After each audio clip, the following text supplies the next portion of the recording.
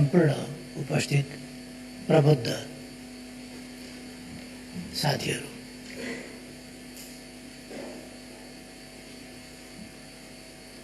आज आषाढ 14,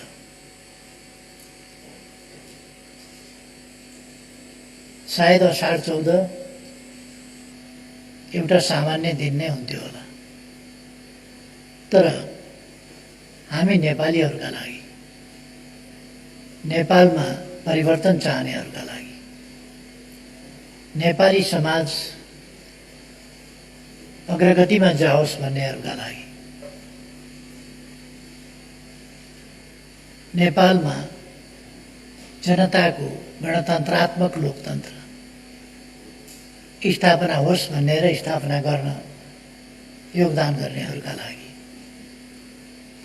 र यसलाई चिरस्थायी बनाएर अगाडि लिएर जान प्रतिबद्ध हुने नयाँ पुस्ताका लागि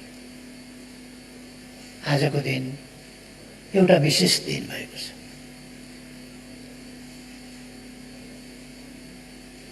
जननेता मदन भण्डारीको 69औं जन्मदिन। यस दिनको उपलक्ष्यमा सन्दर्भमा म सबै नेपाली दिदीबहिनी तथा दाजुभाइहरूमा जुन विचारले नेपाली समाजलाई परिवर्तन गरेर यहाँसम्म ल्याएको छ, ल्याउन असाधारण र महत्त्वपूर्ण योगदान गरेको छ, त्यस विचारका प्रणेताप्रति अत्यन्तै आदरभाव साथ, सम्मान साथ श्रद्धासुमन अर्पण गर्दै यस विचारले सफलता पाएको र यसको प्रतिफल सबैले प्राप्त गर्दै गरेको अवस्थामा म सबैमा बधाई पनि भन्न चाहन्छु र शुभकामना पनि भन्न चाहन्छु।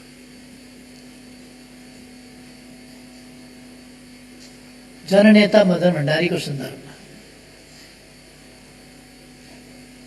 बोल्न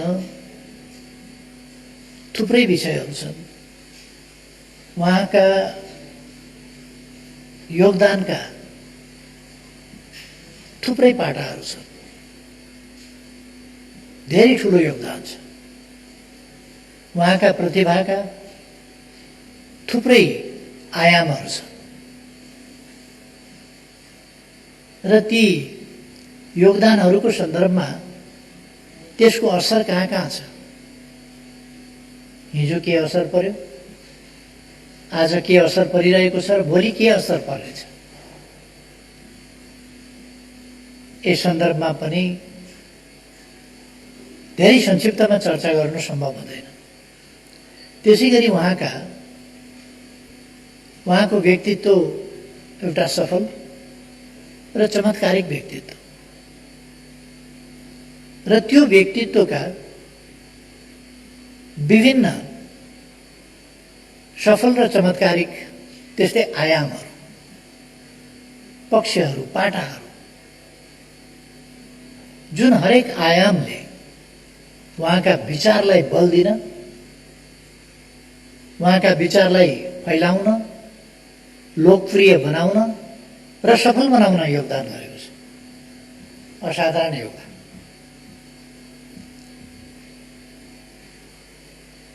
ती कुराहरू पनि संक्षिप्तमा चर्चा गर्न त्यति सम्भव छैन। हामीले निकै समय लगाएर नै चर्चा गर्नुपर्छ र यस सन्दर्भमा जानकारीको पाटो त्यतिकै व्यापक जानकारी हुन जरुरी छ।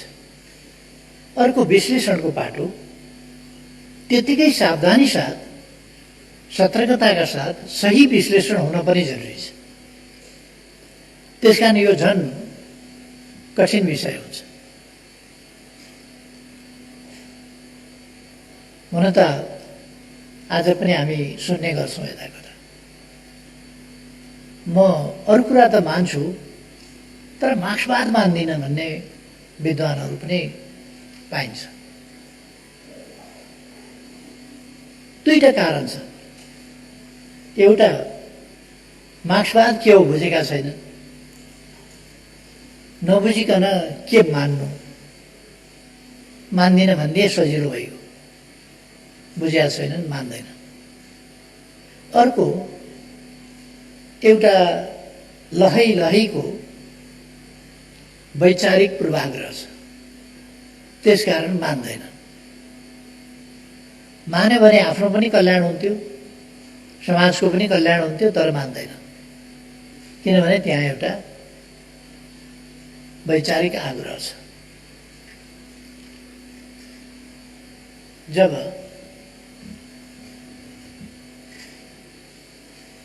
मार्क्स जस्तो यस सहस्राब्दीको सबभन्दा ठुलो चिन्तक भनेर ग्लोबल सर्वेले पटक पटक आकलन गरेको छ, त्यसको समीक्षा गरेको छ र निष्कर्षहरू निकालेको छ, र जसका विचारहरूले दुनियाँलाई परिवर्तित गरेका छन्। साम्राज्यवादको साम्राज्य फैलिएको थियो विश्वमा, पुँजीवादको विचारधारात्मक र व्यवहारिक रूपमा शासकीय अधिनायकत्व फैलिएको थियो दुनियाँमा।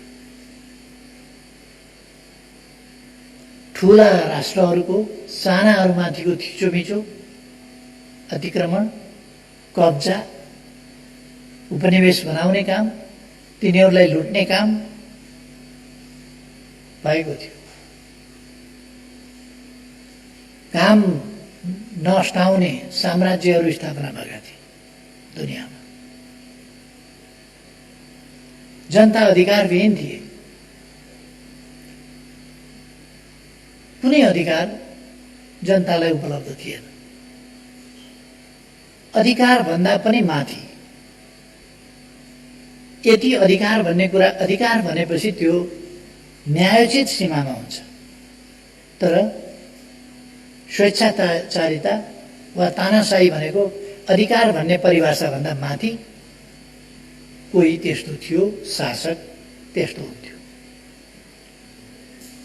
दुनियाँमा महिला र पुरुषकै बीचमा घरैमा असमानता थियो, रङ्गभेद थियो दुनियाँमा,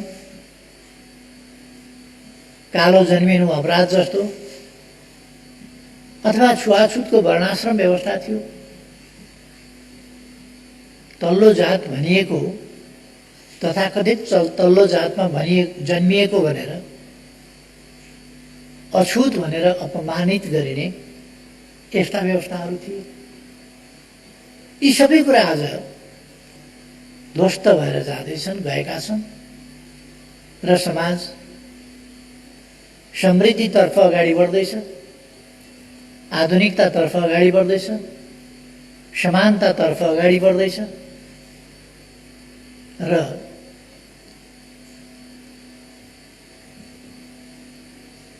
त्यो समानता क्रमशः सुदृढ हुँदैछ। आज कसैले लुकेर असमान व्यवहार गर्छ वा कुना काप्चातिर असमान व्यवहार गर्छ, कहीँ थिचोमिचो गर्छ, त्यो बेग्लै कुरा हो। तर अझै पनि होला कुनै कुनै देशमा संवैधानिक र कानुनी हिसाबले समेत असमान व्यवहारलाई सुरक्षित, सम्मानित, संरक्षित गरिएको होला र त्यसलाई अभ्यासमा ल्याइराखिएको होला। तर आम रूपमा आज विश्वको ट्रेन्ड उपनिवेशवाद समाप्त भयो,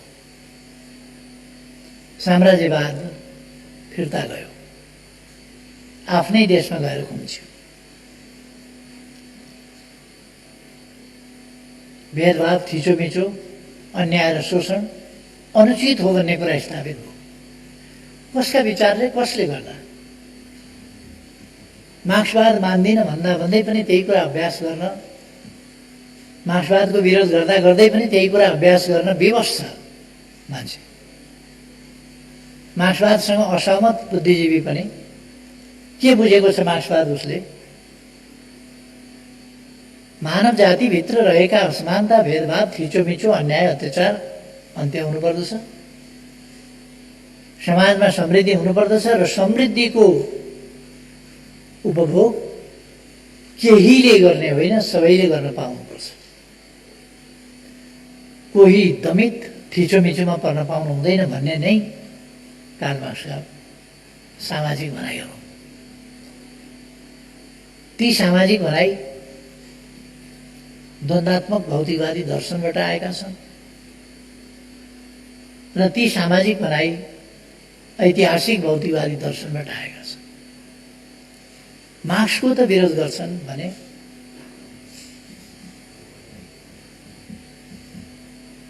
अरूको विरोध धेरै अनौठो कुरा होइन। तर पनि जननेता मदन भण्डारीका विचारहरूको विरोध गर्न पनि त्यस्तै सजिलो छैन। जननेता मदन भण्डारीका विचारहरूको सैद्धान्तिक वैचारिक पूर्वाग्रहको कारणले, पूर्वाग्रही दृष्टिबाट विरोधका लागि विरोध गर्न सक्छ कसैले। तर उहाँले अगाडि सार्नुभएका मान्यताहरूको विरोध त्यो सहज छैन। यसै कारण उहाँका विचारले एउटा स्थापित मिडिया हाउसबाट कतैबाट एउटा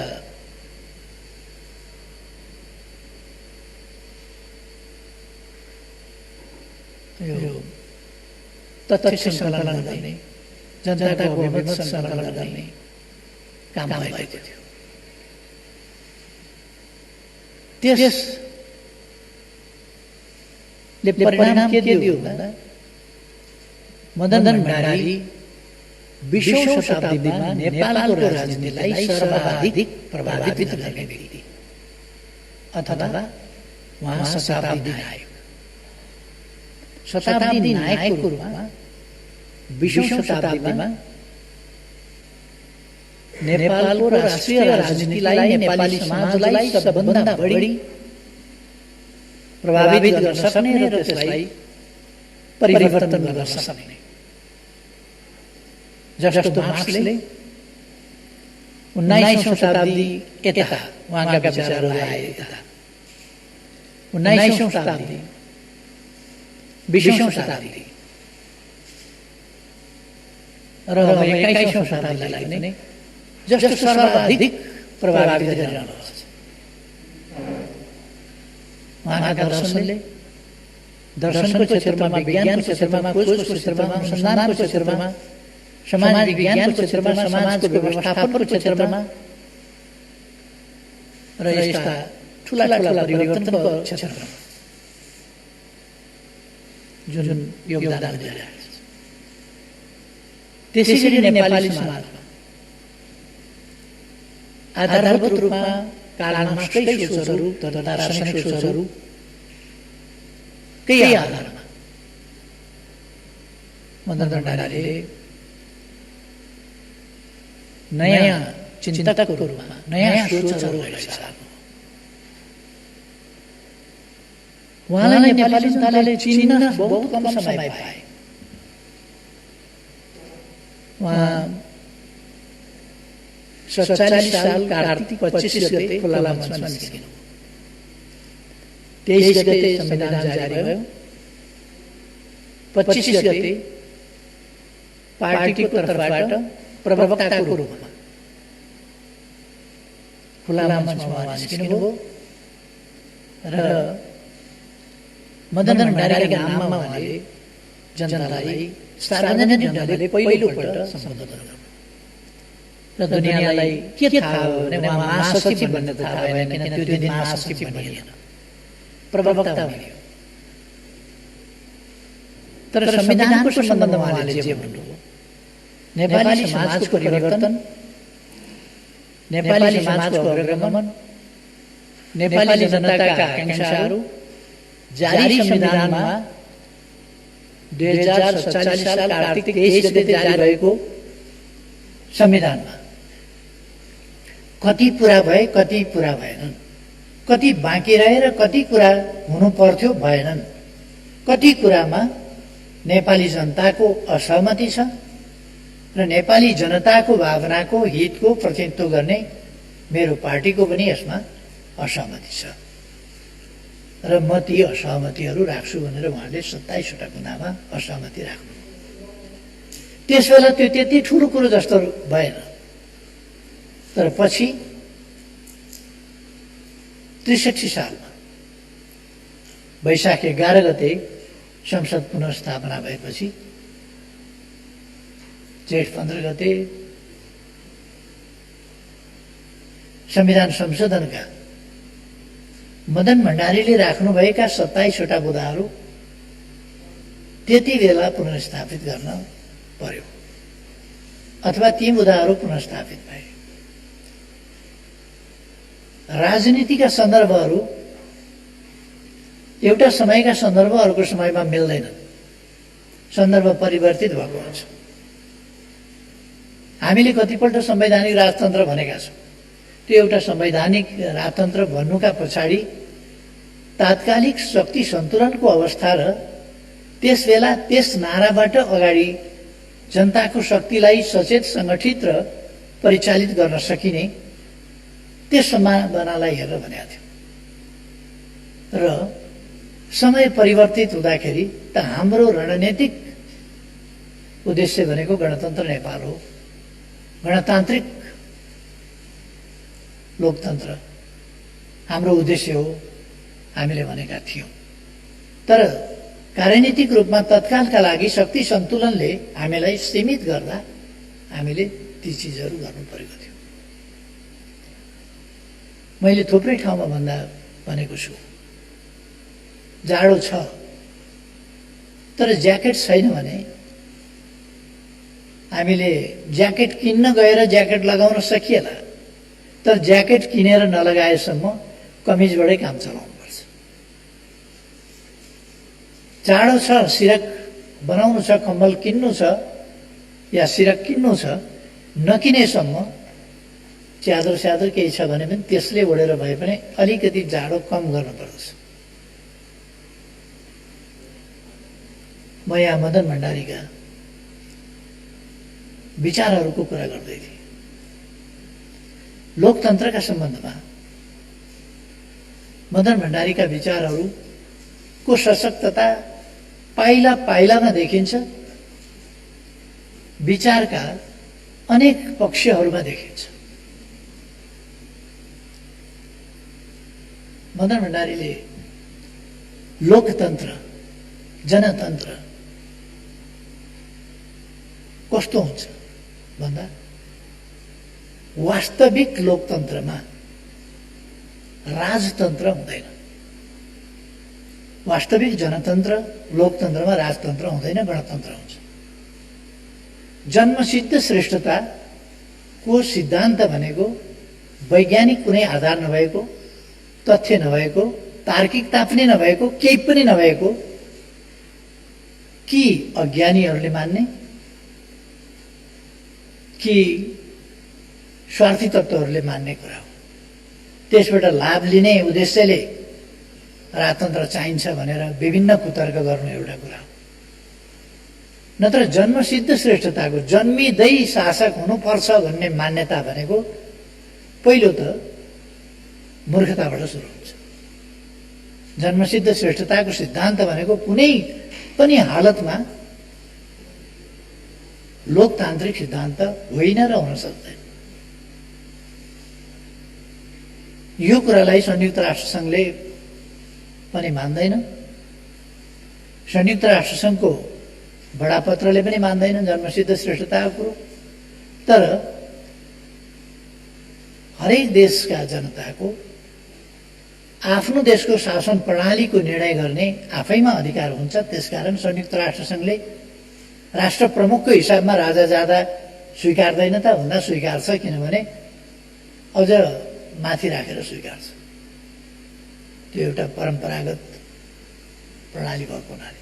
तर सिद्धान्तको हिसाबले मान्छ अथवा वकालत गर्छ, वकालत गर्दैन।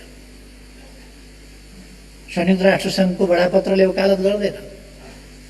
त्यो असमानतामा आधारित, अन्धविश्वासमा आधारित, स्वार्थमा आधारित, अथवा संक्षिप्तमा भन्ने हो भने वैज्ञानिक तथ्य र आधारहरू नभएको कुनै तर्क, उचित तर्कले पुष्टि गर्न नसकिने एउटा पाखण्डी सिद्धान्त हो। र त्यो पाखण्डी सिद्धान्त सामन्ती संरचना, सामन्ती युग, सामन्ती प्रणालीले स्थापना गरेको राजतन्त्रात्मक प्रणालीले सुरु गरे हो। यस सम्बन्धमा अहिले होइन, हाम्रो पार्टीको स्थापना काललाई हेर्नुपर्छ। म यहाँ नेकपाको कुरा गर्दैछु, म नेकपाको अध्यक्ष भएको हुनाले अरू विचारहरू, अरू पक्षहरू, अरू पार्टीहरूलाई पनि म सम्मान गर्छु। तर अरू पार्टीहरूका गलत विचार र गलत प्रवृत्तिहरूलाई भने चुप लाग्न सकिन्छ, तर ताली बजाउन सकिँदैन। चुप लाग्न सकिन्छ, तर फुलमालाले स्वागत गर्न सकिँदैन, किनभने ती गलत विचार छन् भने। नेकपाले सुरुदेखि नै मार्क्सवादी दर्शन र विचारमा आधारित भएको हुनाले यसले सामाजिक न्याय र समानताको पक्ष पोषण गर्यो। सामाजिक न्याय भन्ने बित्तिकै वा समानता भन्ने बित्तिकै राजतन्त्र जस्ता प्रणालीहरू स्वतः ती अस्वीकार्य हुन्छ।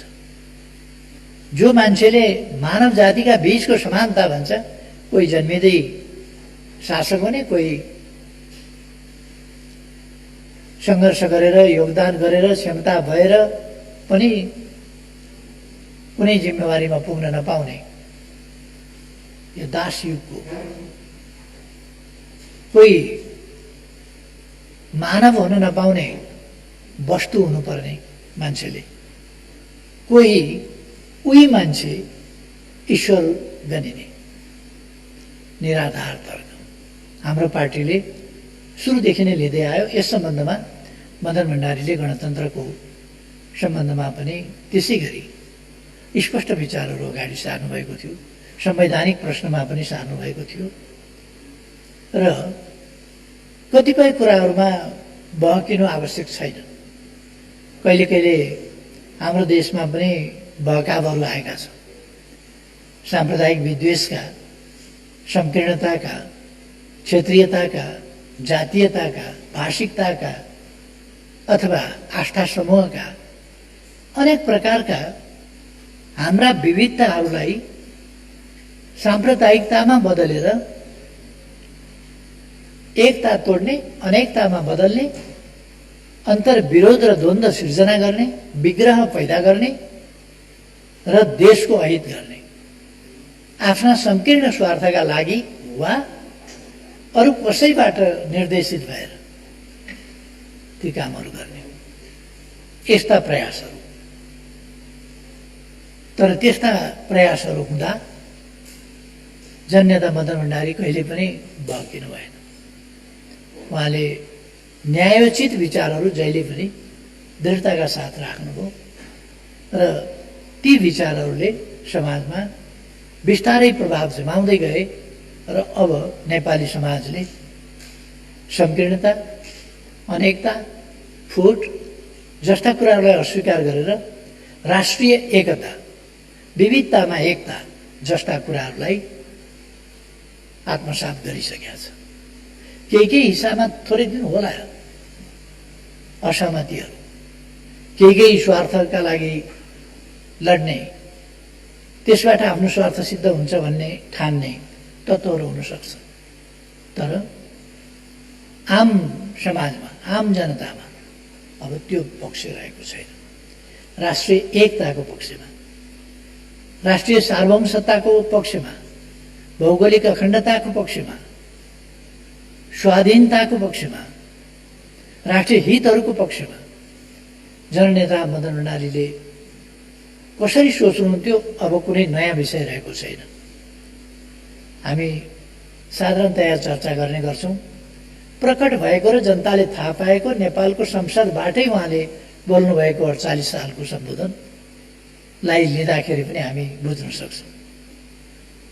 त्यस सम्बोधनले नै स्पष्ट पारेको छ कि कालापानीका इस्यु हुन् कि आज राष्ट्र लडिरहेका राष्ट्रियताका विषयहरू हुन्, लिम्पियाधुरा हुन् वा लिपुलिकका हुन्, सुस्ताका हुन् अथवा अन्यत्रका हुन्, यी सबै कुराहरूको सन्दर्भमा मदन भण्डारीका दृष्टिकोणहरू सार्वभौम समानताका आधारमा व्यवहार गर्नुपर्दछ। राष्ट्रको सार्वभौम सत्ता सानो वा ठुलो हुँदैन। त्यसकारण हामीले एउटा सानो राष्ट्रको कम्प्लेक्स हीन ग्रन्थि पालेर बोल्न नसक्ने, आफ्ना अधिकार एसर्ट गर्न नसक्ने, दृढताका साथ लिन नसक्ने ती गल्तीहरू गर्नु हुँदैन। हामीले दुई ठुला शक्तिशाली बलिया देशका बीचको एउटा केही पनि गर्न नसक्ने निरीह तरुल हौँ भनेर बस्ने समय छैन। हामी तरुल होइनौँ। हामी एउटा ठुलो सम्भावना, अत्यन्तै गौरवपूर्ण इतिहास बोकेको विगत र अहिलेको गतिशील वर्तमान र ठुलो सम्भावना, उज्यालो सम्भावना, महान सफलताहरूको सम्भावना बोकेको स्वतन्त्र सार्वभौम सत्ता सम्पन्न राष्ट्र, गौरवपूर्ण राष्ट्र जो कसैको अधीनस्थ भएर बस्न स्वीकारेन। ठुला बलिया देशहरू पनि त्यसरी उपनिवेश हुँदा पनि यस देशले औपनिवेशिकतालाई स्वीकारेन। त्यो गौरव भएको सम्भावना बोकेको देश र यसले आफ्नो ताकत, विगतको गौरवपूर्ण इतिहास, आजको गतिशीलता पनि कम गौरवपूर्ण छैन, अत्यन्तै गौरवपूर्ण छ र भोलिका सम्भावनाहरू अझ प्रबल छन्। होला एकछिनका लागि कोभिड-19ले हामीलाई अप्ठ्यारो पारे होला, अर्थतन्त्र अलिक खस्काइदिएको होला, 8.5% को आर्थिक वृद्धि दरको अपेक्षालाई गम्भीर धक्का दिएर 2.5 तिर झार्दिने खतरा पैदा भएको होला। तर यो अस्थायी घटनाक्रम हो। फेरि हामी यसबाट अगाडि बढ्छौँ। यो एउटा नयाँ घटनाक्रम, हामीले तयारी पनि गर्न नपाएको, हामीले कहिल्यै सामना गर्नु नपरेको यस्तो चिज आइपर्यो, त्यसले विश्वलाई नै आक्रान्त बनायो। तर यसको हामी सामना गर्न सक्छौँ, गर्छौँ र अगाडि बढ्छौँ। एकछिन corona virus, novel corona virus अथवा कोभिड-19 आयो। यसले जनजीवनमा, सामाजिक जीवनमा, शिक्षामा, स्वास्थ्यमा, आर्थिक उत्पादनमा, आर्थिक क्रियाकलापमा अथवा सामाजिक जीवनका विविध पक्षमा अत्यन्तै दुष्प्रभावित गर्यो भने पनि हामी फेरि उठ्न सक्छौँ र सुन्दर नेपालको परिकल्पना पछि मदन भण्डारीका विचार बोकेर सरकारमा पुग्न पाउने व्यक्तिले पहिले त मूर्छित भएका सपनाहरू जगाउनु पर्यो, जनतामा खसिएको आत्मविश्वास जगाउनु पर्यो, परिवर्तन जो हामी प्राप्त गरिरहेका छौँ या गर्दै गएका छौँ त्यसप्रति जनताको विश्वास जगाउनु पर्यो। यी कामहरूतिर हामी लाग्यौँ र हामीले समाज परिवर्तनका निम्ति जननेता मदन भण्डारीका विचारहरूलाई अगाडि राखेर उहाँका विचारहरूबाट निर्देशित भएर समाजलाई अगाडि बढाउने काम गर्यौं। राष्ट्रियताको सवालमा होस्, नाकाबन्दीको हामीले सामना गर्यौं। नबनाऊ संविधान भन्दा भन्दै हामीले बनायौं। नाकाबन्दीको हामीले सामना गर्यौं। दुईटा छिमेकी मध्ये एउटा छिमेकीमा निर्भर गरेर आश्रित भएर हामी भारत बेष्टित भएर खुम्चिएर बसेका थियौं। हामीले देखिसकेका थियौं हिमालबाट पनि बाटो बन्न सक्छ, हिमाल क्रस गर्न सकिन्छ, विभिन्न पासहरूबाट हामी हिमाल क्रस गर्न सक्छौं र दुईटा छिमेकी मध्ये दुईटैबाट हामी यातायात पार गर्नका सुविधा लिन सक्छौं र यातायात पार गर्नका क्षेत्रमा हामी एक देशबाट बेष्टित भएर छेकिएर भूपरिवेष्टित मात्रै होइन, एक देशबाट बेष्टित बाहिर बस्नु पर्दैन। हामीले मौका पाउने बित्तिकै चीनसँग ट्रान्सपोर्ट ट्रान्जिट एग्रिमेन्ट गर्यौं। यो नेपाल राष्ट्रलाई एउटा नयाँ उचाइ पुर्याउने कुरा हो। त्यसै गरी हामीले विभिन्न नाकाहरू ल्यायौं। हामीले नक्सा हाम्रो भूभाग सामेल गरेर सच्याएर प्रकाशित गर्यौं। हामीले त्यसलाई संवैधानिक रूप दियौं। तपाईँ हामी सबैलाई थाहा छ जस्तो लाग्छ। तपाईहरुले पनि सुन्नुभएको हुनुपर्छ। हप्ता 15 दिनमा प्रधानमन्त्री परिवर्तन हुँदैछ, गरिँदैछ। भारतका मिडियाहरू सुन्नुभएको होला, भारतका बौद्धिक दिवसहरू सुन्नुभएको होला। कसरी भारतको राज्य संयन्त्र अचम्मसँग सक्रिय छ। हामीले के गर्यौं भन्दा लडाईँमा हामीले हार्यौं। हाम्रो सेनाले खुल्कुन्च्यो। हामीले 1816 को मार्चमा अन्तिम सम्झौतामा दस्तखत गर्यौं र त्यसको सीमामा हामी खुम्चिएर बस्यौं। तपाईहरुले सुन्नुभएको छ, कतिपय पार्टीका नेताहरू, विभिन्न पार्टीका नेताहरू उताको जनसङ्ख्यासँग हाम्रो पहुँच कस्तो छ। 1962 देखि सेना राखेर उतापट्टि जानै दिएको छैन, उताका जनतासँग सम्पर्कै दिएको छैन, गर्नै दिएको छैन। उताका जनताका लागि हामीले के गरिरहेका छौं, त्यहाँका जनता नागरिकता कस्तो छ, त्यहाँ रासन कार्ड कस्तो छ भन्ने प्रश्न नेपालको नागरिकताधारीहरूले उठाइरहेका छन्। नागरिकता खल्तीमा नेपालीको छ, तर तर्क अर्काका पक्षबाट गरिरहेका छन्। 1962 देखि सेना राखेर बल्ल गरेपछि कसरी उताका नागरिकहरूसँग हाम्रो सम्पर्क सम्बन्ध हुन्छ। त्यसकारण सम्पर्क सम्बन्ध टुटाइयो। प्रमाण हेर्दैन उनले। अब झन् गाह्रो हुन्छ। अब यो नक्सा छापेपछि झन् गाह्रो हुन्छ। गाह्रो के हुन्छ, जमिन गएको थियो, त्यो फिर्ता लिन खोज्दाखेरि गाह्रो भन्यो के, हामीलाई झन् गाह्रो पर्छ भने के। 146 वर्षसम्म हामीले उपभोग गरेको जमिन 62 देखि हामीले उपभोग गर्न पाएनौं। जमिन 58 वर्षदेखि खोजिएको छ, त्यो फिर्ता ल्याउन हामीले खोज्यौं। हाम्रो जमिन फिर्ता ल्याउन खोज्यौं, अरूको जमिनमा दाबी गरेर होइन, अरूको जमिन अतिक्रमण गरेर होइन, अरूको जमिन हस्तक्षेप गरेको होइन। त्यसैले हामीले कुनै गल्ती गरेका छैनौं।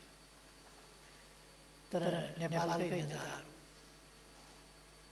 लागेका छन्, बहस चलेको छ। अहिले बेहुलीलाई हटाइ हुँदैन। पहिले यहाँहरूलाई सम्झना होला, चीनतिरको ट्रान्सपोर्ट ट्रान्जिट एग्रिमेन्ट गरेर फर्किएपछि सरकार ढल्कियो, किनभने हामीसँग बहुमत थियो। अहिले त्यही सपना देखेर संविधान संशोधन भयो, नक्सा जारी भयो। त्यसो भएपछि यस्तो अपराध गर्ने केटीहरूलाई अब भित्रभित्रको कुरा हो, बाहिर भन्न नसक्ने तर भित्रभित्र यस्तो अपराध गर्नेलाई चाहिँ दिल्लीका सञ्चार माध्यमहरू सुन्नुहोस्, त्यसैले निर्देश गरिहाल्छ कि कहाँ के भइरहेछ।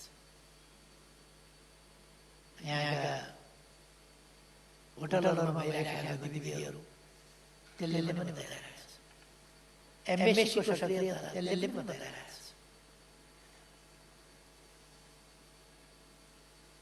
तर म तपाईँलाई यति भन्छु, नेपालको राष्ट्रियता यति कमजोर छैन नक्सा छापे बापत, संविधानमा नक्सा सामेल गरे बापत यस देशको प्रधानमन्त्रीलाई हटाउँछु भन्ने कसैले सपना देखेको छ भने आजको राष्ट्रियता त्यस्तो कमजोर छैन। यो नसोचे पनि हुन्छ। त्यसकारण यो भ्रम कोसिस गर्नलाई त गर्न दिउँ, तर हिजोको जस्तो होइन। कसैले हतार नगरे पनि हुन्छ र कसैले विभिन्न आग्रहहरू नपाले पनि हुन्छ। मलाई प्रधानमन्त्रीको जिम्मेवारीमा बसिरहन मन छैन, तर यति बेला म हट्ने हो भने फेरिदेखि नेपालको पक्षमा बोल्ने आँट कसैले गर्ने छैन, किनभने भोलिपल्ट बर्खास्त हुन्छ। त्यसैले मैले आजका लागि होइन, भोलिका लागि, आफ्ना लागि होइन, देशका लागि र हाम्रो पार्टी, हाम्रो संसदीय दल यस्ता भकाबमा कुद्नेवाला पनि छैन। यति कुरा नबुझ्ने अन्जान खेलमा सामेल हुनेवाला पनि छैन। यसको अगुवाईमा अहिलेका परिवर्तनहरू भएका छन्, किनभने यसको पृष्ठभागमा जननेता मदन भण्डारीका स्पष्ट विचारहरू छन् र त्यसबाट निर्देशित भएर यो पार्टी चलेको छ। अहिलेको संसदको 2/3 जसो हिस्सा जननेता मदन भण्डारीका विचारहरूबाट निर्देशित भएर अगाडि बढेको छ। त्यसकारण भुलचुकले नक्सा छापिएको होइन। कतिपय मान्छेले मलाई भने यो त पोइन्ट अफ नो रिटर्न हो। नक्सा छाप्ने कुरा र संविधान संशोधन गर्ने कुरा पोइन्ट अफ नो रिटर्न हो। मैले भन्ने गरेको छु, पोइन्ट अफ नो रिटर्न नै गरे हो, किन यस अभियानबाट हामी फिर्तै हुँदैनौँ। त्यसकारण त्यहाँ पोइन्ट अफ रिटर्न राख्ने त्यो कुरै थिएन, कुरै छैन। पोइन्ट अफ नो रिटर्न, हामीलाई हाम्रो भूमि चाहियो, फिर्ता नलिकन छोड्दैनौँ। पोइन्ट अफ रिटर्न छैन, पोइन्ट अफ नो रिटर्न। यसो भन्न अब मदन भण्डारीका विचारहरूले यहाँसम्म यस समाजलाई डोर्याएको छ, अगाडि पनि डोर्याउनेछ। अलिकति एउटा प्रसङ्ग यहाँनिर भन्नै पर्छ। मदन भण्डारीका विचार कति बेला सुसङ्गठित भए, कति बेला बढी परिमार्जित भए, कति बेला मदन भण्डारीका विचारहरूले स्पष्ट दिशा लियो र त्यो लिने मौका पायो। त्यो वातावरण कति बेर पायो, जति बेर दुनियाँमा समाजवाद सकियो, मार्क्सवादका दिन गए, मार्क्सवादी दर्शन भनेको केही होइन भन्ने कुरा प्रमाणित भयो। एउटा इतिहासको अन्त्य भयो। इतिहासको अन्त्य मात्र होइन, end of the history, end of the time. यस्ता बदमासहरू in the name of philosophy यस्ता कुराहरू आए। सोभियत सङ्घ ढल्यो, टुक्रियो, पूर्वी युरोप भताभुङ्ग भयो। त्यस्तो बेलामा कम्युनिस्ट आन्दोलनमा कमी कहाँ छ?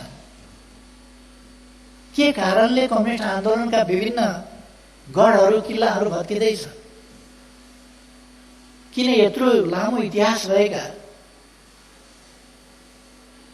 यी समाजवादका इमारतहरू भत्किए? त्यसको समीक्षा गर्न थियो, ती कमी कमजोरी हटाउन थियो, के हुन् कमी कमजोरी पहिचान गर्न थियो, ती पहिचान गरेर हटाउन थियो। त्यो मौका त्यो समयले सबैलाई उपलब्ध गराएको थियो, तर त्यो समयको विश्लेषण गर्न मार्क्स भएका बेला, कार्ल मार्क्स जन्मिएका बेला पनि थुप्रै मान्छेहरू त सधैँ थिए, थुप्रै दार्शनिक थिए, विद्वान थिए, तर सबैले संश्लेषण गरेर दर्शनको बारेमा चिन्तन त हजारौँ वर्ष अगाडिदेखि हुँदै आएको थियो। तर मार्क्सको समयमा पनि अरू थुप्रै दार्शनिक नै चाहियो। मार्क्सले नै किन गर्नु? त्यो संयोग, त्यस अवसरको उपयोग गर्ने क्षमता कार्ल मार्क्समा थियो। त्यही कुरा मदन भण्डारीमा थियो।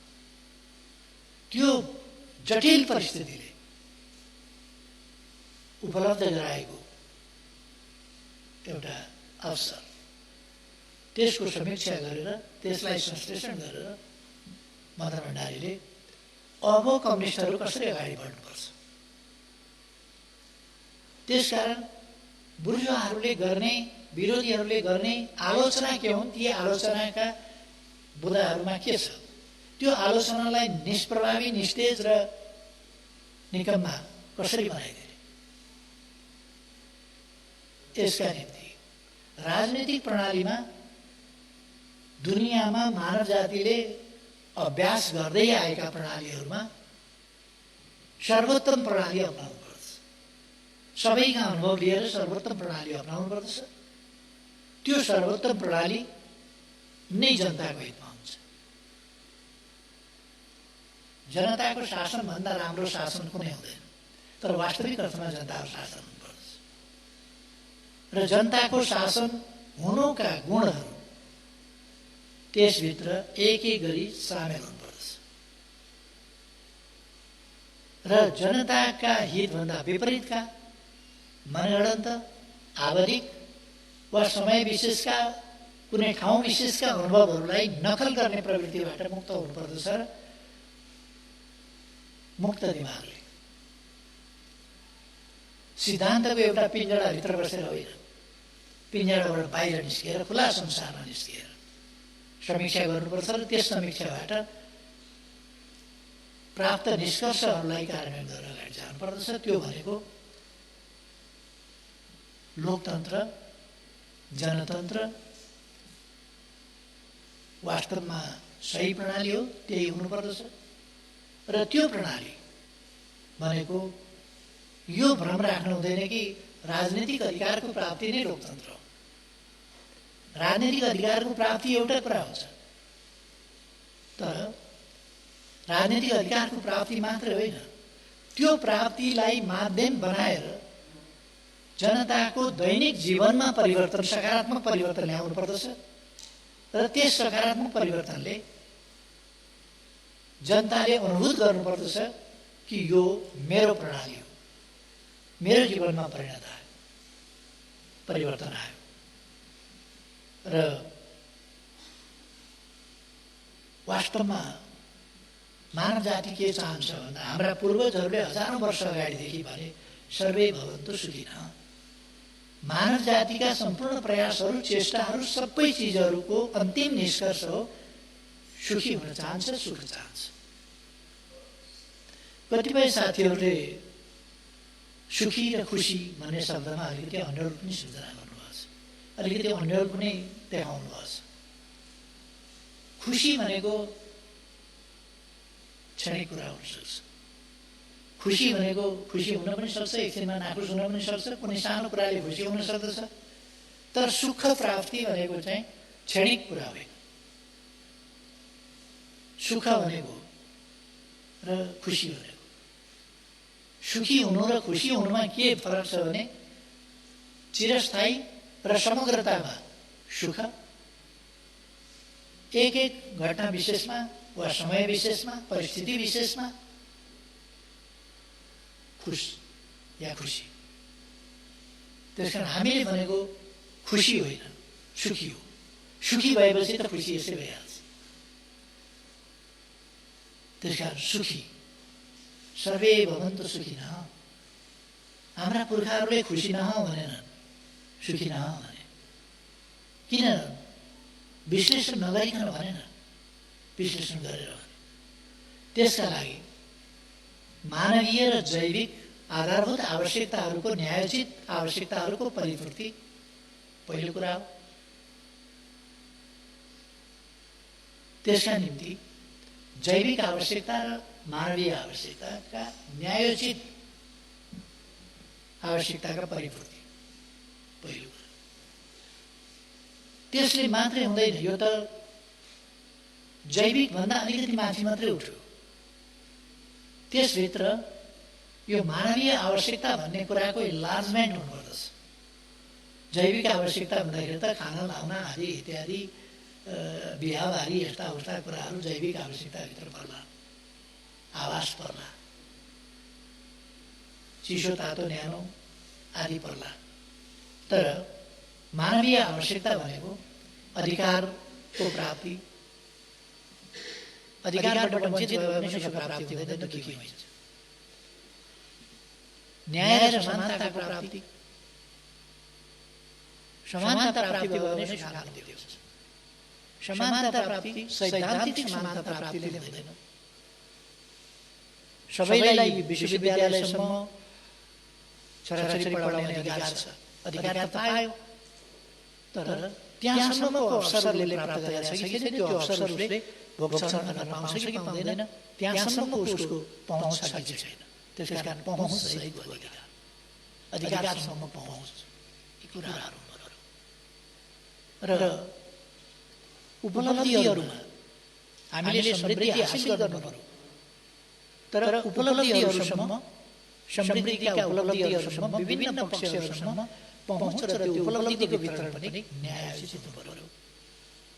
त्यसै कारण मैले थुप्रै आफ्ना सम्बन्धहरूमा भनेको हुँ कि यो जीडीपी र पर क्यापिटा इन्कमको हिसाब गरेर समाज कति माथि उठ्यो भन्न सकिँदैन। समाज माथि उठेको हुन सक्छ, तर एक सेक्सन,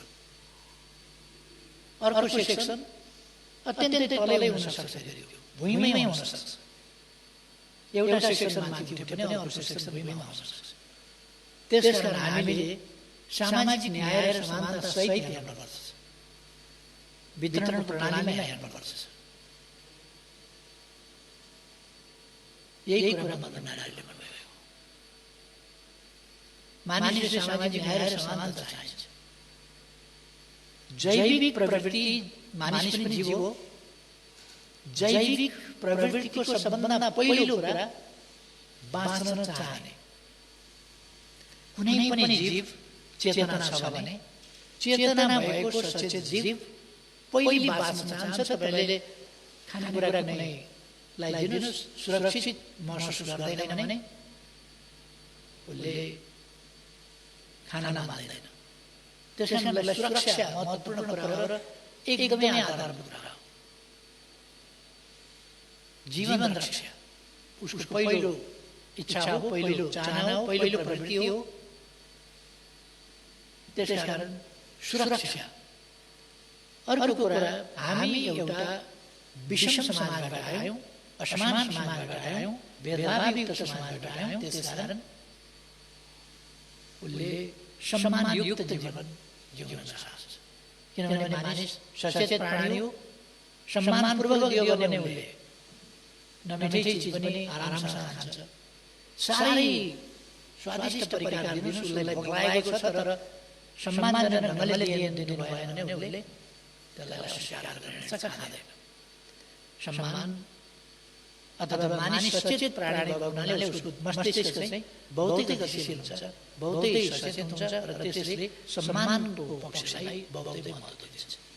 त्यसकारण सम्मान जीवन, निर्भय जीवन, समानतायुक्त जीवन, सम्मानयुक्त जीवन, अधिकार र अवसरसम्म पहुँच भएको जीवन, अधिकार सम्पन्न जीवन र यी जैविक र मानवीय आधारभूत आवश्यकताहरू परिपूर्ण भएको जीवन, समृद्धि सहितको समानता या समानता सहितको समृद्धि, यो नै सुख प्राप्तिको एउटा ठाउँ, बिन्दु। जुन कुरा मदन भण्डारीका सोचहरू,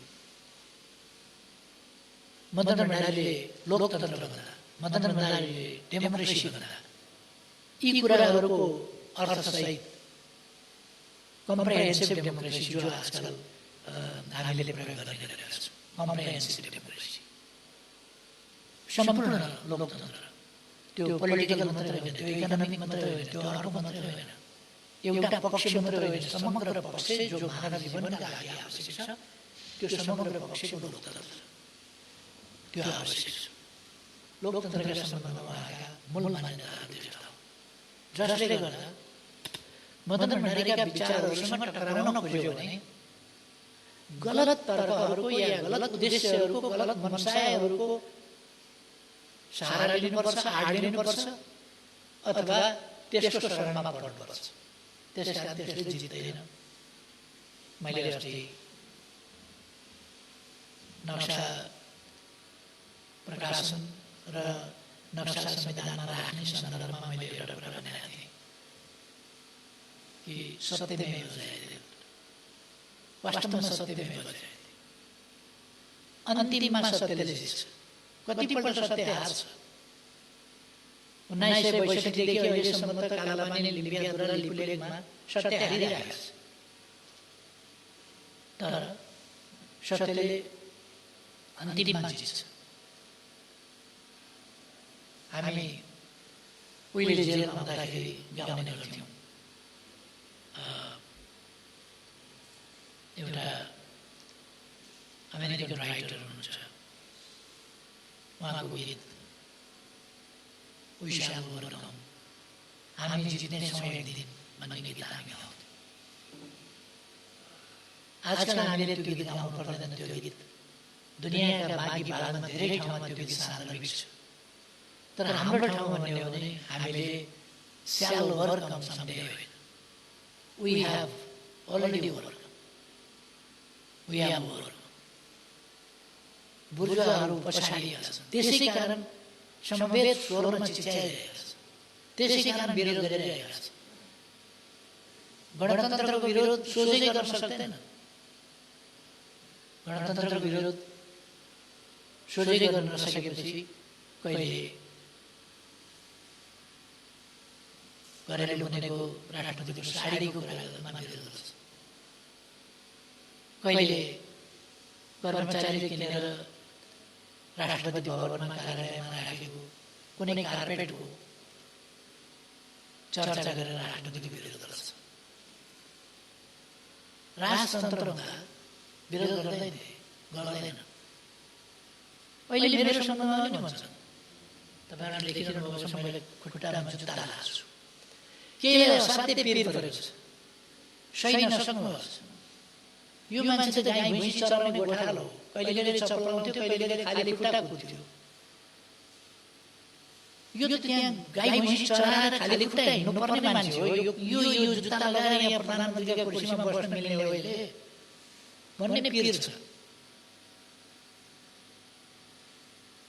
म अथवा जो कोही जनताको शासन, जनताबाट उठेका व्यक्तिहरूको शासन, देशका लागि केही गरेका व्यक्तिहरू शासनमा पुग्ने, सरकारमा पुग्ने र वास्तवमा शासनलाई शासन ठान्ने, यो एउटा सेवाको माध्यम भनेर बुझ्ने, जो मैले रिपिटेड भनेको छु। तर पीर परेको छ उनीहरूलाई हामी शासक भयौँ कि भन्ने। हामी शासक होइनौँ, हामीलाई शासक हुन इच्छा पनि छैन र म शासक हुन जन्मिएको मान्छे होइन, देशको सेवा गर्न जन्मिएको मान्छे हो। मैले सुरुमा राजनीति थाल्दा, राजनीति अगाडि बढाउँदा, राजनीतिक जीवन अगाडि बढाउँदा कहिले पनि शासकको परिकल्पना गरेन। जेलमा हुँदा होस्, जहिले होस्, यस देशको सेवा म जेलमा बस्दा पनि गरिरहेको छु भन्ने ठान्थे। सही मान्यतामा म अडेको छु र सही मान्यताका लागि म लडेको छु र त्यसै कारण यहाँ जेलमा सडेको छु। त्यो मेरो एक काममा हुन्थ्यो। म आज पनि आफूलाई जनताको सेवक, देशको सेवक ठान्दछु र त्यही अनेस्टीका साथ काम गर्छु। तर केहीलाई पीर छ। थुप्रैले भन्छन्, थुप्रै बुद्धिजीवीहरूले टेलिभिजन प्रोग्रामहरूमा भनेको सुनेको छु मैले, त्यो चप्पल लगाएर हिँड्थ्यो। भूमिगत हुँदा त्यसलाई मैले भेटेको थिएँ, चप्पल लगाएर हिँडिरहेको थियो। आज जुत्ता लगाएर हिँड्छ। त्यो काठमाडौँमा साइकलमा हिँड्थ्यो, म साइकलमा हिँड्थ्यो, साँचो कुरा हो। त्यो हेर्दा हेर्दै माननीय भयो, सांसद भयो, मन्त्री भयो, प्रधानमन्त्री भयो। यो सुहाउने कुरा हो। एउटा गाउँको झुत्रे झामले भैँसी गोठालो, गाई गोठालो यसो सुन्न मिल्ने हो। मदन भण्डारीको सम्बन्धमा पनि अलिअलि त्यस्ता आलोचनाहरू आउँछ। तर जनताको शासन हामीले भारतमा हेर्यौँ भने राष्ट्रपति राजतन्त्रहरू हटेपछि, लर्डहरूको शासन गएपछि दुईटा बगल छ। एउटा राजतन्त्रहरूलाई अङ्ग्रेजले समाप्त पार्यो र लर्डहरूलाई भारतीयहरूले लखेटे, लर्डको शासन। त्यसपछि भएका राष्ट्रपति कस्ता थिए भन्दा ती साधारण जनताका छोरा, विभिन्न दलित जातिबाट उठेका। राजा महाराजाले दिने संविधानको अगुवाई संवैधानिक समितिका सभापतिको हिसाबले अम्बेडकरले गरे। अम्बेडकरलाई संविधानका जनक मानिन्छ। अछामबाट एकजना दलित, एकजना एपीका मुस्लिम राष्ट्रपति हुनुभयो। राजेन्द्र प्रसाद गरिब हुनुहुन्थ्यो, गरिब परिवार। स्कुल जान पर्दाखेरि यमुना तरेर जानु पर्थ्यो, पौडी खेलेर। लोकतन्त्र भनेको यस्तै हो र यो सामन्ती मानसिकताका मान्छेहरूलाई त्यो डाइजेस्ट हुन गाह्रो हुन्छ, पच्न गाह्रो हुन्छ। बुझेकै मान्छेहरू पनि कहिले कहिले बहकेर लेखेका देख्छु यस्ता कुरा। यी विरोध के का लागि हुन् भनेर हामीले थाहा पाउनुपर्छ।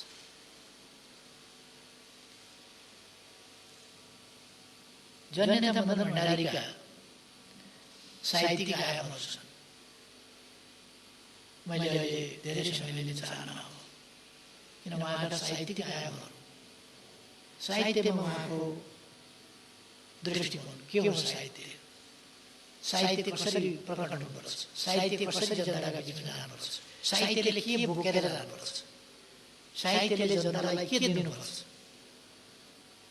यो कुरा पाइन्छ। समीक्षा उहाँका समीक्षाहरूमा पाइन्छ, उहाँका कविताहरूमा पाइन्छ, उहाँका गीतहरूमा पाइन्छ, उहाँका रचनाहरूमा पाइन्छ र उहाँका राजनीतिक साहित्यहरूमा पाइन्छ। उहाँको विद्वत्ताको मैले धेरै चर्चा गर्नुपर्छ जस्तो लाग्दैन। उहाँको भाषिक ज्ञान जो असाधारण खालको।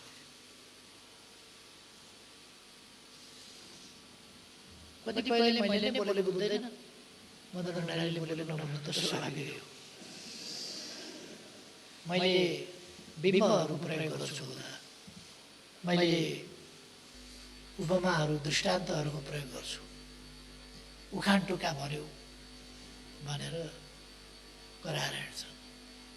उखान के हो, बिम्ब के हो,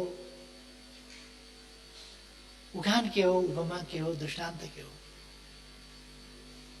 हाम्रो भाषिक परम्परा, हाम्रो साहित्यिक परम्परा कस्तो छ त्यो बिल्कुलै नबुझेका मान्छेले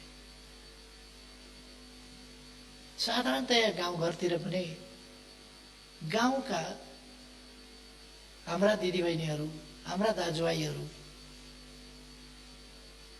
घाँस काट्दा काट्दै यस्ता रचनाहरू गर्छन् जहाँ यस्ता बिम्बहरू प्रयोग गर्छन्।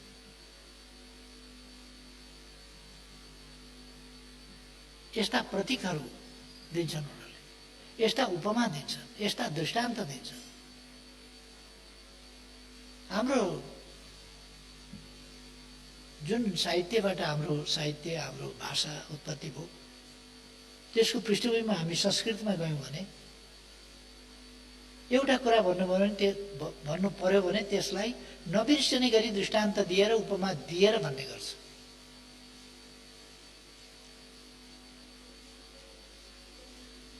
यदि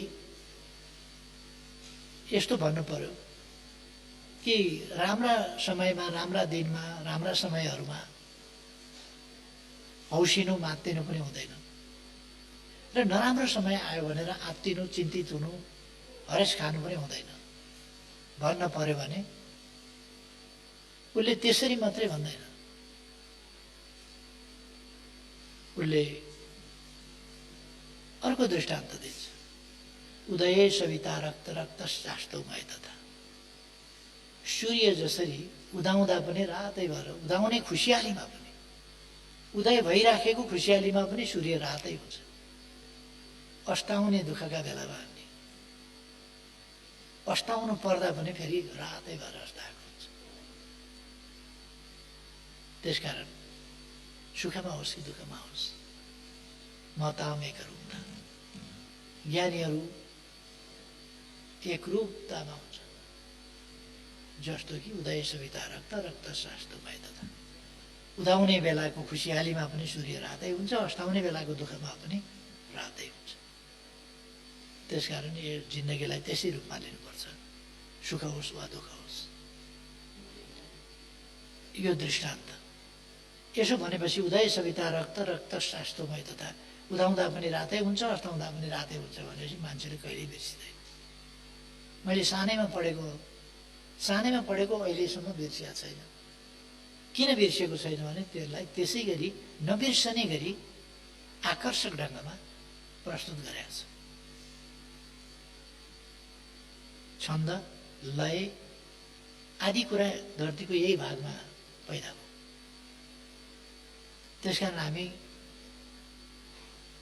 त्यो परम्परा, त्यो गौरवपूर्ण परम्परा, त्यो साहित्यिक परम्पराको एउटा प्रतिबिम्बको रूपमा मदन भण्डारीलाई पाउँछौँ साहित्यिक क्षेत्रमा। उहाँका बिम्बहरू, उहाँले प्रयोग गर्ने उपमाहरू, दृष्टान्तहरू साहित्यमा असाधारण छन्, जसले गर्दाखेरि जनताले उहाँले बोलेको भाषा बुझ्छन् र प्रभावित हुन्छन्। उहाँले कन्भिन्सिङ क्यापेसिटी उहाँमा छ, उहाँले सम्झाउन सक्नुहुन्छ, चित्त बुझाउन सक्नुहुन्छ। त्यो क्षमता छ। त्यो भाषिक क्षमता मात्र होइन, त्यो शैलीगत क्षमता, दृष्टान्त, उपमा आदिका कुरा, यी सबै कुराले उहाँले चाहिँ बताउन सक्छ।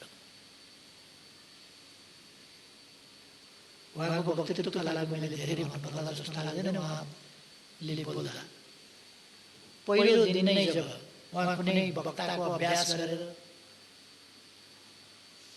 वक्तृत्व कला सिकेर त्यो वक्तृत्व कलाका परीक्षाहरू दिएर अथवा त्यस्ता अभ्यासहरू गरेर त्यसरी आएको मान्छे हो।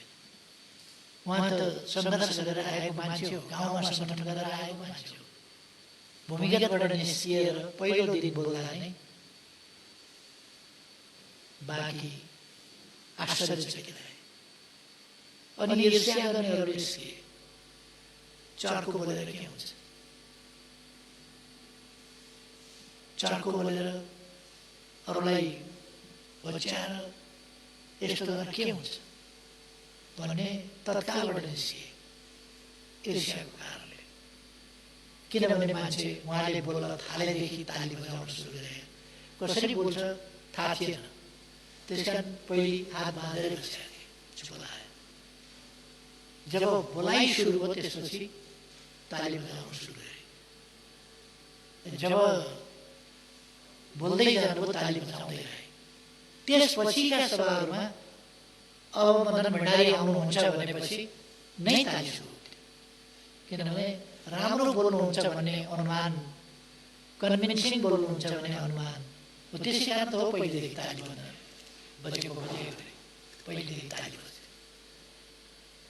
त्यो साधारण वक्तृत्व कला। यस्ता उहाँका आयामहरू विभिन्न आयामहरू छन्, तर सर्वाधिक महत्त्वपूर्ण आयाम उहाँका विचार हुन्। उहाँले समाजलाई जुन विचार दिनुभयो, जे राष्ट्र राष्ट्रियता बारे उहाँले धारणा दिनुभयो, जुन लोकतन्त्र बारे उहाँले धारणा दिनुभयो, लोकतान्त्रिक गणतन्त्र बारे धारणा दिनुभयो र सामाजिक न्यायका बारे उहाँले धारणा दिनुभयो र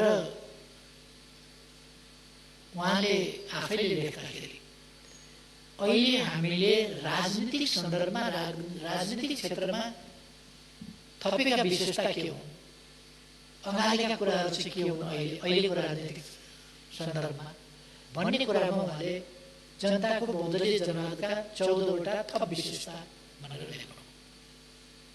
धेरै साथीहरूमा के परेको छ भने जनताको बहुदलीय जनवादका विशेषता भनेका यिनै 14वटा हो, होइन।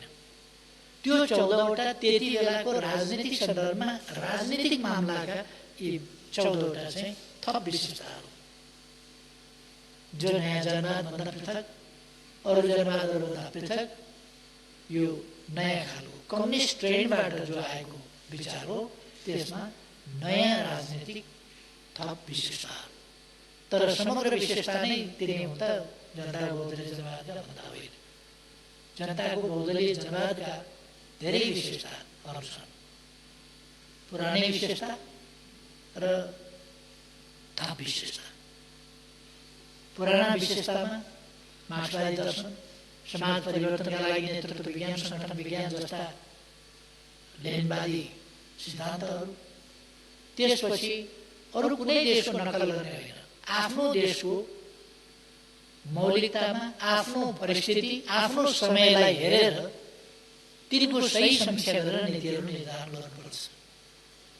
जहिले पनि देश र जनतालाई केन्द्रभागमा राखेर निर्णय गर्नुपर्छ, आफूलाई केन्द्रभागमा राखेर होइन। सिद्धान्तको पिंजडाबाट मुक्त भएर त्यसलाई सन्दर्भको रूपमा लिन सकिन्छ, तर त्यसबाट मुक्त भएर हामी अगाडि बढ्नुपर्छ स्वतन्त्र मनले र निर्भीकता र दृढताका साथ जनताको शक्तिलाई सङ्गठित गरेर अगाडि बढाउने, सङ्गठित, सचेत, सङ्गठित र परिचालित।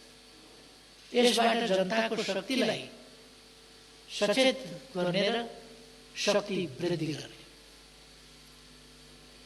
यही कुरा हिंसाको माध्यम होइन, शान्तिपूर्ण मार्गबाट हामी विचारले जित्न सक्छौँ। जनताका हितका पक्षमा हामीले दृढताका साथ र भने जस्तै आचरणका साथ गयौँ भने जनताको मन जित्न र बहुमत प्राप्त गर्न सक्छौँ। अब आफ्नो स्वार्थका लागि कहिल्यै पनि पार्टीभित्र, आन्दोलनभित्र देशका कुरा नगर्ने, जनताका कुरा नगर्ने, मेरो के भयो त, मैले के पाएँ त भन्ने, एकपल्टले चित्त नबुझ्ने, दुईपल्टले चित्त नबुझ्ने, कति वर्ष चलाउँदा चित्त नबुझ्ने खालका प्रवृत्तिहरू, जनताप्रति चिन्ता नगर्ने, आफ्नो मात्रै चिन्ता गर्ने हो भने त अनि जनताको भलो हुन्छ कसरी? त्यसकारण जे भनिन्छ त्यस अनुसारको आचरण गर्नुपर्छ। त्यसकारण मैले थुप्रै ठाउँमा बोल्दाखेरि पनि गरेको छु। मैले भर्खरै पनि बोल्दा भनेको थिएँ, हरिभक्त खटवालले एउटा कविता लेख्नुभएको छ, मैले धेरै सन्दर्भमा उल्लेख गरेको छु। साथीहरू त्यहाँ त साथीहरू भनेको छैन, उनले कवितामा प्रिय जुनलाई हेर्दा टाढैबाट हेर, नजिकबाट होइन, नजिकबाट हेऱ्यो भने त्यहाँ दाग धब्बा देखिन सक्छ। नेताहरू पनि मलाई त्यस्तै हुन्छ। मैले गरेका कामतिर नहेर, मैले भनेका कुरा मात्रै सुन। मेरा भनाइ र मेरा गराइहरू दाँजेर नहेर। मैले भनेका आदर्श र मैले अपनाएको व्यवहार त्यसको तुलना नगर। टाढैबाट हेर प्रिय, नत्र भने दाग धब्बा देखिन सक्छ। यस्तो भन्यौँ भने हामीले मदन भण्डारीका विचार अगाडि लान सक्दैन। त्यसकारण मैले भनेको छु, यद्यपि कविले त्यसो भन्नुभयो। तर म भन्छु साथीहरू, नजिकैबाट हेर्नुहोस्। दाग धब्बा छिटा कोही देखिन्छ भने आलोचना गर्नुहोस्। दाग धब्बा र छिटाहरू कपडामा शरीरमा लाग्नु भनेको देशको हितमा हुँदैन, जनताको हितमा हुँदैन, सदाचारको हितमा हुँदैन, आदर्शको हितमा हुँदैन। त्यसकारण नजिकबाट हेर्नुहोस् र आलोचना गर्नुहोस्। मदन भण्डारी त्यसका लागि सधैँ खुला हुनुहुन्थ्यो।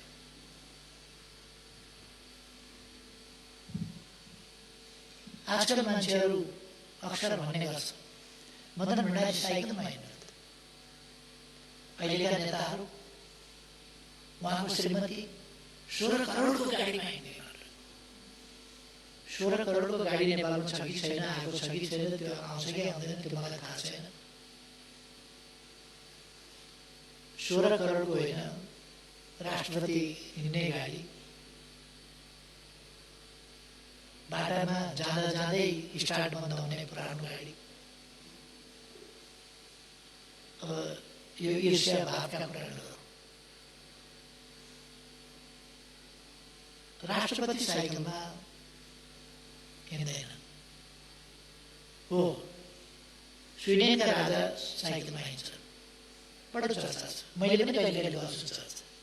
तर के गाडी नभएर साइकलमा हिँड्यौँ? गाडीमा हिँड्दैन, स्कर्टिङ हुँदैन फङ्सनहरूमा, त्यो कुरा होइन। स्कर्टिङ पनि हुन्छ, गाडी पनि हुन्छ, सबै कुरा हुन्छ। तर दरबार नजिकैको रेलवे स्टेसनमा कहिले पनि साइकल लिएर जान्छ, यो सबको कुरा हो। साइकल लिएर जान्छ, कहिले पनि साइक्लिङ गर्छ, सबको कुरा हो। र सधैँ उनलाई गाडी नै नभएको त होइन। मदन भण्डारीको धर्मपत्नी साइकल चलाउन जान्नुहुन्न, अनि साइकलै चलाउनु पर्छ भने र त्यो आलोचना गर्ने केमा हिँड्छन् भन्दा आम्दानी कति पारदर्शी छ त थाहा छैन मलाई, तर हिँड्न चाहिँ राम्रै गाडीमा हिँड्छ आलोचना गर्ने। मदन भण्डारीलाई के आरोप लगाएका थिए? मदन भण्डारी कहिले साइकलमा निस्किने, कहिले अर्को साथीले गाडी लिएर आउँछ हिँड्ने, चुनावमा उम्मेदवार भएर प्रचारमा जाँदा गाडी छैन, साइकलमा हिँड्नुपर्छ। त्यस्तो अवस्थामा एकजना नक्सलका यहाँ नक्सलमा हुनुहुन्छ थापाजी, उहाँले म आफै ड्राइभ गर्छु र म तपाईँलाई चुनावभरि सघाउँछु भनेर आफै ड्राइभ गरेर उहाँले गाडीमा लिएर हिँड्नु। देशव्यापी रूपमा हल्ला चल्यो, पोस्टर टाँसिए, ज्ञानेन्द्रले दिएको रातो गाडीमा मदन भण्डारी हिँड्ने गरेका छन् भनेर। तपाईँहरूले पनि हेर्नुभएको होला, ज्ञानेन्द्रले दिएको रातो गाडी, दरबारसँगको कनेक्सन जोडेर मदन भण्डारी जस्तो व्यक्तिलाई। भौतिकवादको एउटा खराबी के छ भने किन त्यसले पाप धर्म भन्ने कुरा मान्दैन, पाप लाग्छ भन्ने पनि मान्दैन। सत्य र निष्ठा छोडिदिएपछि त जे भने पनि भयो, जे गरे पनि भयो, पापको डर छैन, नरक जान भन्ने छैन, केही छैन। त्यसपछि भौतिकवादीहरू भ्रष्ट भयो भने खतरनाक हुन्छ। इमान छोडेको भौतिकवादी बहुतै खतरनाक हुन्छ, जे पनि होस्। त्यसकारण भौतिकवादी पनि छाडा भौतिकवादी भयो भने, इमान छोडेको भौतिकवादी भयो भने खतरा हुन्छ। हामीले मदन भण्डारीको अनुसरण गर्न जरुरी छ र इमान सहितको एउटा अभियन्ता, एउटा कार्यकर्ता, एउटा विचार सम्भावक हुन जरुरी छ, इमान सहित। आज यस सन्दर्भमा म यही आग्रह गर्न चाहन्छु, हामी सबैले इमान सहित उहाँका विचारहरूको अनुसरण गरौँ, कार्यान्वयन गरौँ, त्यसले देशलाई फाइदा पुर्याउँछ। आज हामीले आजको दिशाबोध पनि यसै कार्यक्रममा त्यसलाई सार्वजनिक गरेका छौँ। म खुसी व्यक्त गर्न चाहन्छु गत वर्ष भएन 11 सार्वजनिकरण अब कुनै वर्ष नछुटोस्। यस्तो समसामयिक कुराहरूको विश्लेषण सहितको विचारहरूको त्यो पुलिन्दा मात्रै होइन, त्यो विचारको पुञ्ज हुनुपर्दछ। मैले विश्वास लिएको छु त्यो पुलिन्दा मात्रै छैन, पुञ्ज छ, विचार पुञ्ज। त्यसै रूपमा अगाडि दिनमा पनि आओस्, अगाडि बढ्न सकोस्। धेरै धेरै शुभकामना। र यस्तो बेलामा पनि यो सानो डिस्टेन्स मेन्टेन गरेर जो कार्यक्रमको सानो कार्यक्रमको आयोजना गर्नुभएको छ, यसका निम्ति म मदन भण्डारी फाउन्डेसनलाई हार्दिक धन्यवाद भन्न चाहन्छु र सबै साथीहरूलाई उपस्थितिको लागि पनि धन्यवाद भन्न चाहन्छु। धेरै धेरै धन्यवाद।